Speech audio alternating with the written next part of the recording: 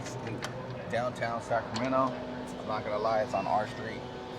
It's actually really good. I had my doubts when I walked up, but it's actually really good. So if you're downtown and you want a good salted hot white mocha, definitely come check them out. All right, so as I mentioned before, I cannot wait for today's episode. We have a very special guest on. You all know him as G Funky Boxing. What's going on? On Instagram, my man here has over 20 years of knowledge when it comes to the sport of boxing in the Northern California and Central Valley areas. I mean, he's hosted some major names on his podcast, from referees, fighters, managers, some promoters. Yeah, it's been a ride, man. Yeah, asking them those questions that'll help, build our local community here in the Sacramento area. And thanks for waking up early. Thanks for being a part of Cameron and Coffee. I'm glad you're on, because I know this one's going to be a good one. Thanks, man. I appreciate it. It's definitely an honor to be on your platform, man. I'm glad to be working with anyone in our city when it comes to the boxing business. So I'm here, man. Let's do it. No, for sure, man. Well, I started out basically just a really big fan of the sport. I think that's how probably most of us fell in love with this crazy thing. Just being around my father and his friends as a kid, watching them watch those great fighters of the 80s, like Ray Leonard, Duran, Hearns, Hagler, having those big get-togethers, watching them have a great time. That's really how I fell in love with the sport. Later on in life, when I became a teenager, I had an older cousin who started boxing, who trained with you at the gyms back in the day. He was amateur. You were training to become a pro. A couple other guys that are still in the business are still around these days. I see them often, and that's really how I got involved with it from then. I kind of went away once I got married and had a kid.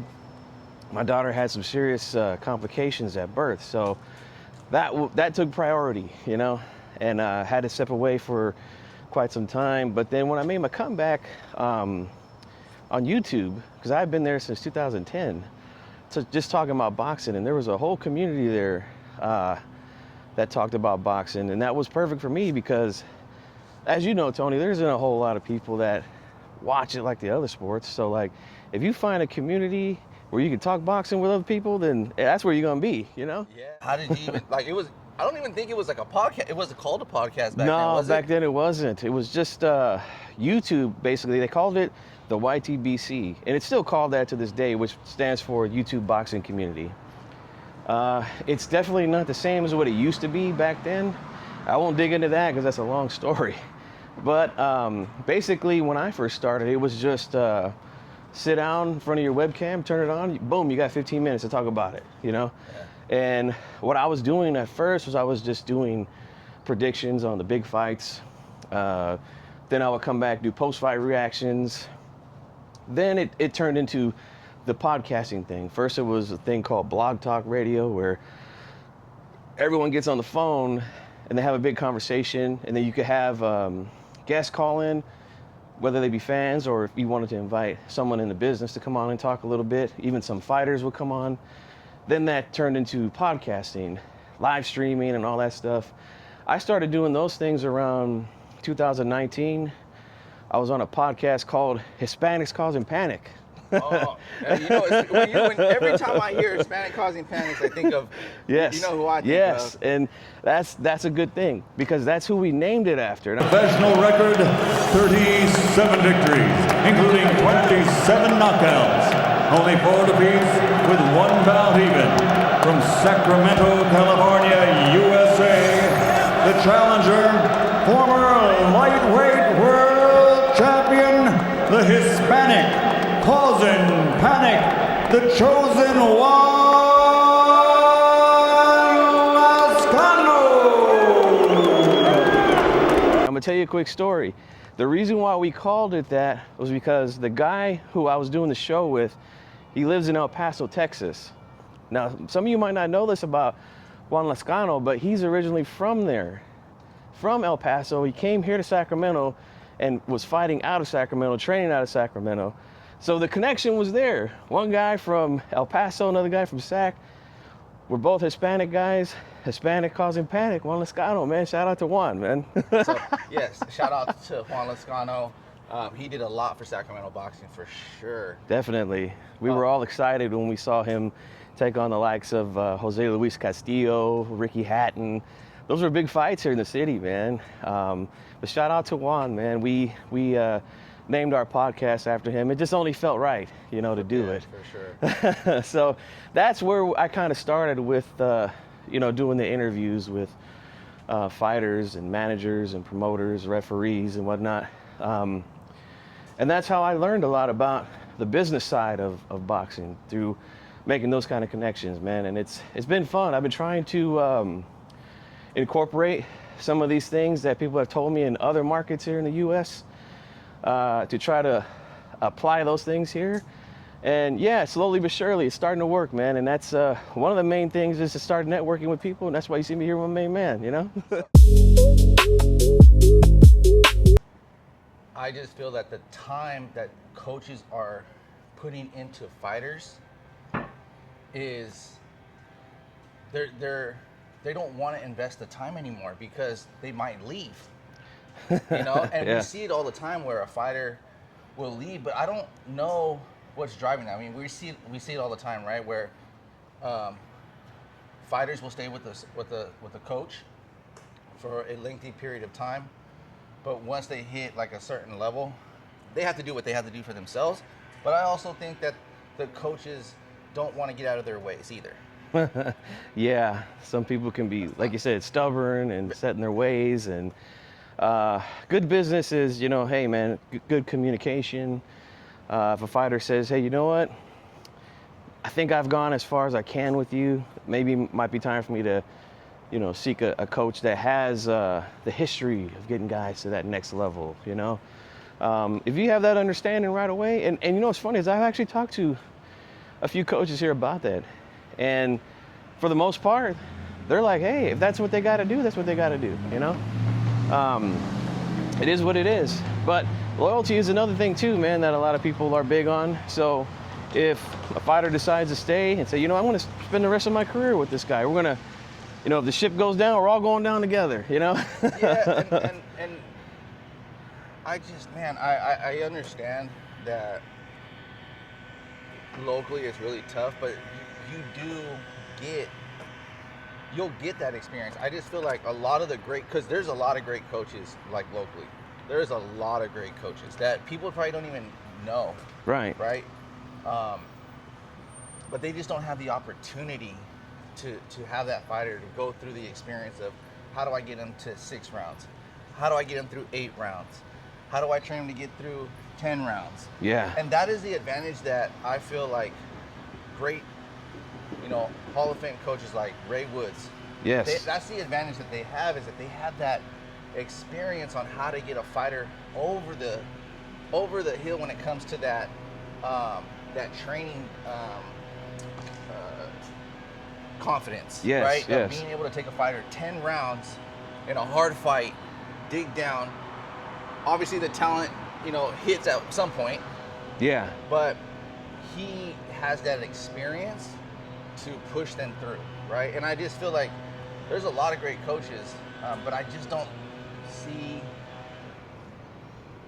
where they can see the fighter all the way through, bro. It is crazy to see the evolution of boxing here in Sacramento from when, like I said, when you first started, when I was first going into the gyms with friends of mine that were training, watching them train. It is crazy to see that, man. But I'll say that, you know, experience, man, it just comes with just getting out there and doing it, man. Like, I want to give a shout out to a dear friend of mine, Dre Martinez, trainer of Joshua and James. He's taken some hard fights in his career, man. Tough fights. And Dre as a trainer, has gone up against some really good trainers. He's had his guy Joe Sean fight Henry Ramirez guys, guys that were trained by Robert Garcia, guys that were trained by Ronnie Shields, guys that were trained by Bo McIntyre, who trains Terrence Crawford. They got out there, they got it done, and he didn't win all those fights, but he went out there, showed his heart, and they gained that experience, man. And hopefully that's something that will guide them in the future, But we have so much current talent, right? And it seems that we can never get that attention from the bigger promotions. Yeah. Well, I'm hoping that people can kind of get a hold of what can make a big event here in the city. And what I mean by that is the community, whether it's not just fans, but businesses. We have to get them involved as well. And that's kind of where I've been starting with the fighters is helping them with sponsorship. There's currently a few fighters that I work with right now that I help them with sponsors. And that's a big part of growing the name of a fighter, growing the name of an event. If we can get some of the bigger businesses here in the city to sponsor a show, and we got guys like you said, Kane, he's fighting for Zuffa. We just talked about Joshan fighting for Pro Box. We got Frank fights for Matchroom. David Delgado is signed with Canelo's team. So there's opportunities. We just have to show them that not only are fans interested in boxing here, but businesses are as well. That's what helps get these shows going and off the ground here. So I'm gonna try and do my part as best as I can. And you name those fighters that are very talented, and they can be draws. Mm-hmm. You know how the city is, bro. You just said it. The businesses need to be involved. The community need to be involved with growing the awareness of those athletes, right? Like they need to support the athletes as if they're the Sacramento Kings. Yes. They need to come out perfect as a major sports team because I know Frank and Kane are doing their thing, and Kane is coming off the biggest win of his career, but I look at more in that fight. Kane showed that he belonged with the best in the world, and those leave opportunities for them to come locally and bring that attractional fight against a big name. Yep. To the Golden One. So everybody that gets a chance to watch this, and you own a business, make sure that you leave your lines open for Mario to get at you, so we can find a way to plan to bring your support to bring bigger fights locally. But the current talent pool that you talked about, I'm really excited about. Out of the ones that you mentioned, who are you most excited about? Ooh. And I don't mean to put you on the spot. I just, I'm very interested to see I would say, and again, this is no shot at any of these guys. They're all very talented, all very good. They've already all proven that. But since Frank is the youngest, he's got a tremendous upside, man. He's already really, really good. He's only 20 years old. That's scary, bro. He's only 20. He's gonna learn more. He's gonna get better. And like you mentioned earlier, he's working with a guy that has already proven to the world that he can get somebody to that championship level, So, yeah, it's gonna be fun to see that kid develop. The one that I'm super excited about is Kane. I don't know if it's because I've known him since he was a kid, but the odds that he's defined, I remember him being an amateur, and I used to tell people all the time, you guys need to understand that this kid, Kane Sandoval, who is this kid? He's not even winning the tournaments. He's coming in, third, fourth, fifth place. There's not a lot of upside to him. Right. For him to defy the odds and go where he's at, yeah. And see where he's at, I'm excited to see that. See what he's gonna do, because I think he's gonna do it quickly. Yeah, and he's another guy that only 23. Yeah. Still young, man. And we've seen, like you said, you've watched him since the amateurs, right? I discovered Kane via YouTube. Somebody had taped his fight and put it on YouTube, and I saw it. And then I was like, man, I gotta look in more than this kid. Like, I see something, you know? I definitely see something in him. So the first time I met Kane was 2022 at a Thompson boxing card. And we were just walking into the desk. Huh? Yeah. Yeah, the Thompson card. boxing card that was outdoors in November. Cold as hell that night, man. And I hate the cold weather, but I went out there, and just a quick side note, this was my first event that I covered after COVID. I stayed home for a long period of time to protect my oldest daughter from getting sick with that virus. But when I seen the opportunity to go and meet Kane and interview him, I got credentialed for that show. So I got a small piece with him, and I wanted to build that relationship with him. And he's been a cool guy ever since. You know, he didn't know me from anybody that night, but I did an interview with him. I had him come on my YouTube channel before. And, you know, every time he comes down, I ask him for an interview. He's like, sure, man, just meet me here or there. And shout out to Kane, man. He's shown that improvement, and is still very young, so he's got room to grow as well. Again, we're you know, I know there's a lot of Northern California fighters out there, so we're not like not paying attention to certain fighters by no means. Yeah. We're just, you know, we're going off the top. We're Sacramento based. David Delgado's another one. Yes, tremendous talent. Tremendous. I mean, you know, they got a call, and he took the opportunity, he ran with it. Yep. And it goes to show you that with boxing, anything is possible. Yes. You find yourself in the craziest of locker rooms. You know, you find yourself maybe involved with the team if you work hard enough that you watched on TV. And in David's case, you work with your favorite fighter. You know, what a dream, huh? So like, what a dream come like true. Boxing, with boxing, you can do anything. Yes. You know, I think we're in a really good spot when it comes to our talent. I think we're gonna have a world champion within. You know, shout out to Omari Jones. No, I'm not forgetting Omari. No, another great talent from our area. Yeah. But I think we're talking more about our experiences. Yes. Within the Sacramento area, where historically we've had Tony Lopez, Loreto Garza, Willie Joran, Diego Corrales.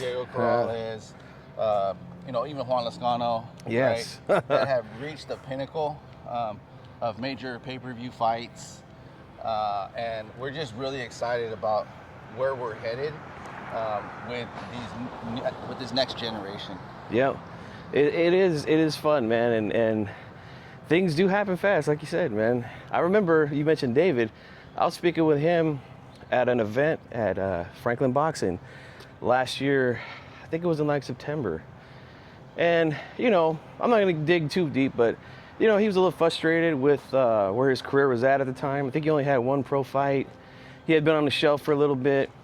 A couple weeks later, all of a sudden I hear he signed with Team Canelo and Eddie Reynoso. And I'm just like, wow, that's fantastic. You know, and like you said, things could happen super, super quickly, man. He got an opportunity to go down to Canelo's gym and, what was that, Truckee? Mm-hmm. Do some sparring. And yeah, he must have showed them something, man, because it happened. And you know what? Shout out to, you know, to everyone that made that possible. A lot of people really made that possible. So, you know, David wasn't. I know at that time he was frustrated with kind of where things were headed, but a team rallied behind him. Made that you know, made that connection there for him. Yeah. So shout out to everybody. I'm not gonna run off names, but that's how it should work, guys. Take note of that. Like Tony said, people came together, right, to make that happen. That's how we should try to grow this thing in our city. I know egos get in the way, like you said. We all know that, right? But if we could get a majority of people to just come together and have a goal to make this business shine the way it used to be, we could get it there in no time, man. I mean, this city, when there's a winner and everyone knows it, they get behind it, man. That's something that we've seen a lot in the city. What's your thoughts on having so many promotions? Is it good? Is it bad?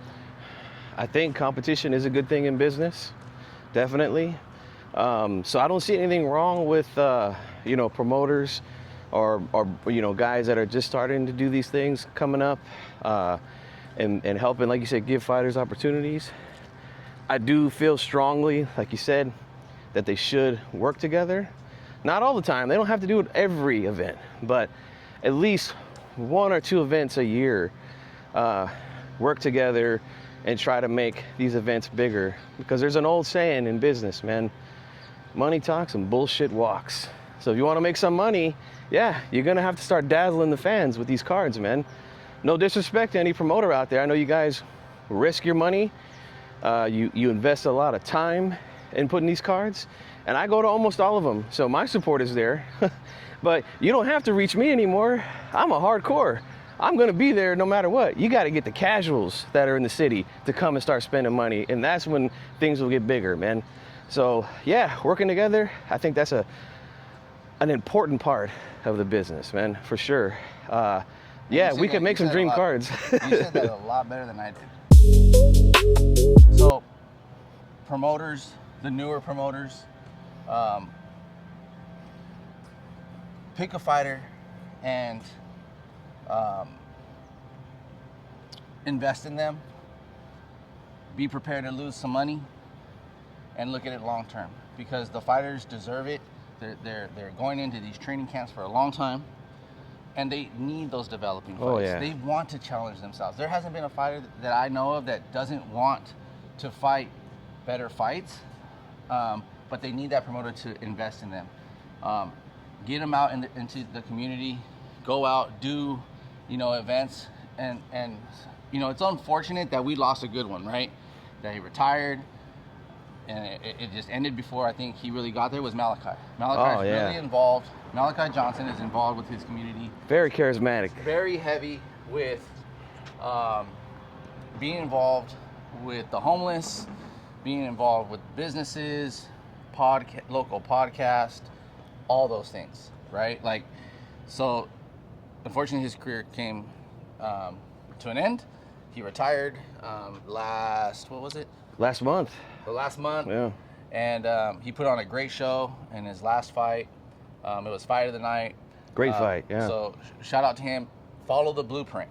I suggest that fighters follow the blueprint because that's how you rally the city behind you. And I see that, Frank is going out there and being more involved with his community. Kane is more supportive on Instagram with all the amateurs that are tagging him. He's reposting. He's not one of these guys that's like, I want my page to be this. Nope, I want my page to be to showcase everybody's work, good, bad, ugly. He's posting it. He's supporting the future generation, even the current pros. So there's a blueprint that is out there, but it's going to take promotions, because there's so many now, that we need to position the fighters in really good spots with building them up within the casual fan. Yes. And then give them great developing fights. I agree, man. And like you said, this is no disrespect to any of these promoters in the city. They take a tremendous risk putting on these shows. But at the end of the day, as fans, we're the real bosses of this thing. Without fans, you guys have nothing. If no one's paying money to get through the door, there is no show, there's no boxing. So do the best you can to satisfy the customers, man. Like I said, I'm gonna be there regardless, because I'm a lifelong boxing guy. So you don't have to try to win me over, You have to try to get, like you said, we just passed a park, guys are playing basketball. Those are sports fans. If we could get those type of guys to start following the local guys and the local shows, then things will start to pick up, man. But it takes work. Guys got to get out there. They got to have their face scene. They got to go to events and do these type of things, shake hands with people, take pictures with them. I try to do things like that with the pay-per-views. I was doing fight parties for Canelo's fights or David Benavidez's fights. We would order the pay-per-view. I would invite local fighters to come and hang out with the fans. It's just a way to get them seen, you know, a way to help their popularity in the city. So more things like that got to happen, man. But I can't do it alone. So that's why I've been saying on my Instagram, I've been reaching out to everyone that's doing anything with boxing. You know, let's work together. Let's network together and let's get this thing going, man. And I'm glad that you reached out to me and asked me to do this, man. I'm willing to work with anyone, man, to make this thing better, you know? I got involved. What's the memory that sticks with you and you just Well, never let it go? this one is a personal one and a good one for me, and I'll try to make it as short as possible. So again, I'll mention, you know, a dear friend of mine, Dre Martinez. After Joe Sean had a couple of fights, had a draw against Javier Martinez, he was telling me, we were on the phone, he's telling me how it was hard for him to get Joe Sean some work on one of these local cards. He wasn't signed to a major promoter at the time. So I could tell he was frustrated. And like I mentioned earlier on the show, I made some connections with people in the business through doing the podcast thing. So I reached out to some people that I know could help the situation. So that's how Joe Sean, I helped him get on that Golden Boy card when he knocked out David Stevens in the first round. And those guys were gracious enough to have me tag along for that event. I was there for 3 days. I was there for the press conference, the weigh-in, the fight, and it was a hell of an experience, man. I never got a chance to see that side of the business, see how everything works. They let me sit in the fighter meetings with the commentary, so I sat down with Beto and Sergio while they were asking Joe Sean questions. Those are things that, as a fan, I thought I would never see and be a part of, and they let me do it with them. And it was truly an honor. And that's an experience that I'll never forget as a fan. And to top it all off, he knocked the guy out in the first round. A Ronnie Shields fighter, too. And shout out to Ronnie Shields. I met him that day. I had done shows with Ronnie Shields prior to that. Great guy. Should be in the Hall of Fame. Unfortunately, he's not. But let's get Ronnie in the Hall of Fame soon. But that's my favorite moment. Of course, there's a bunch of others, you know. But that one right there will always be the number one for me because it was my first time being involved in a huge event like that. So shout out to Dre, Joe Sean. Thank you guys so much. I appreciate that. All right, last question to wrap it up. I just have to. What was the most disappointing moment for you in boxing? And overall, or just for Sacramento boxing? Let's stick local. Oh man, that's a good question, man. Boy, that's one I would have to think about for a while. Wow. Man, honestly, I really don't know. I always try to stay positive when it comes to our local scene, you know? So even when guys come up short on the big stage, you know, it's just one of those things, hey man, there's no shame in losing at this level, you know? That's what I always tell them. So yeah, I really don't know how to answer that question, man. That's a really good question. What would you say is yours? All right, so here it goes. The most painful moment for me was when Capital Boxing, Sacramento Pal, Washington Center closed their doors. Ah, yeah, that was big. I was really hoping that someone would come along and invest and protect that legacy. A lot of our childhood memories, our younger memories are in those buildings, as well as a lot of people, a lot of trainers, some of the fighters, ex-fighters. A lot of our memories are in those buildings. Mm-hmm. And to see them close and no longer be a part of our boxing's current state locally, and that to me was the most hardest thing ever, right? I passed by those buildings and those memories would just replay in my mind. So I just thought, that's a good one. That's always been my. That's a good one, man. That's always hit me. That's a good one. I know a lot of people older than myself that trained at Capitol, that trained at Washington, that trained at Powell. Damn, that's a good one, bro. I got to give you credit on that one. That's a good one, man. Shout out to those gyms, man. Yeah, when I first walked into Capitol, it was an experience, man. It had that look. You know, I felt like I was walking into the scene on Rocky, you know, the way the gym looked, you know? It had an aura, man, for sure. And the fact that champions like, you know, Pete Ranzani trained out of there and, you know, yeah, man, crazy stuff, man. At least I think he did. I might be wrong on that. You might want to check me on that. Okay. Hey, Coach Herman, man. Wow, what a name, bro. Yeah. I remember that guy. Coach Manny was there as well at the time. Boy, you're bringing me down memory lane. Yeah. You know, I remember at Washington Center, you know, you'd walk up, Don Conley would be smoking a cigarette at the door, you know, Robert yelling in the background. Yeah. But yeah, you know, those are the things that, you know, that saddened me about local boxing. We weren't able to preserve those historic gyms. Yeah. Yep. But hey, thank you for making the time. Some good conversation. Absolutely, and man. You definitely cleaned up a lot of the way that I was trying to translate it. So we're gonna go with his version. But to wrap it up, if you've never seen an episode of Camera and a Coffee, this is the one you really want to watch all the way through. You're going to hear some really good